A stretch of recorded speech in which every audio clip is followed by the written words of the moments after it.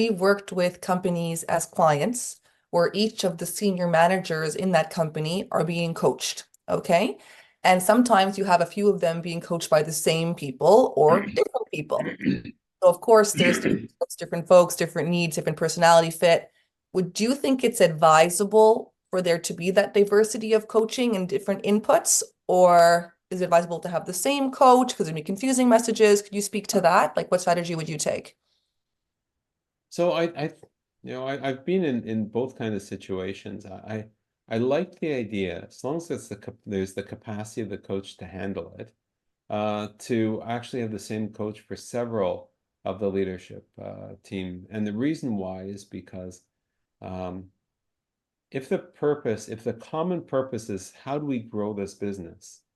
Okay, what you learn as a coach from one client, from one direct, C-level leader, you can also use in the other because there's no secrets, right? And it's while everything's confidential, it's confidential with respect to the business as a whole. Excuse me. And so if you're an experienced coach, you can handle multiple, and it's best for the company, best for the client. I will say though that there are times where you've got to be careful. I coach in a number of businesses where I've got several partners or several C-level people in the same business, and some of the conversations specifically with the people dimension of it, okay, are confidential to a particular coaching relationship. And so as long as everyone understands that when they're talking to you about certain things, they're really confidential just to the two of you. When you're talking about other things, it's not confidential to people who are under that, dome of confidentiality.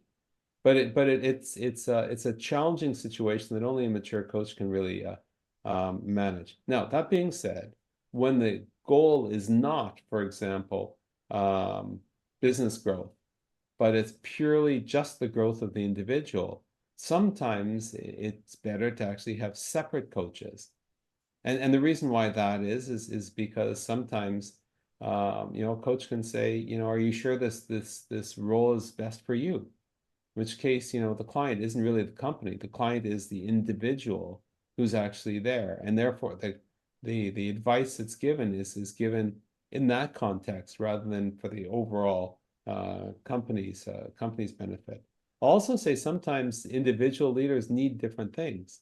So for example, let's just say I'm coaching the CEO, the managing partner, whatever the role is, right? And then there's somebody else who's not that senior, but is a high potential, and they need some specialist coaching in a particular area. We've got one client where that's the particular case where there's two coaches from us who have got different skills and they're providing a different perspective, right? And so in that particular case, two coaches is not a bad thing. In fact, that's absolutely the only way that you can go, right? So it depends on the situation, and there's strong arguments for it. There's some challenges that need to be addressed as well.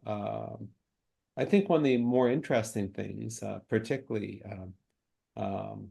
is the question of the internal conversations at the coaching organization and the support back and forth with respect to, gee, I'm coaching so-and-so, here's some of the issues, coaching colleague, what do you think? And so if one coach is able to provide some mentorship, some perspective to the other coach with respect to the client, there's some value to that as well, right?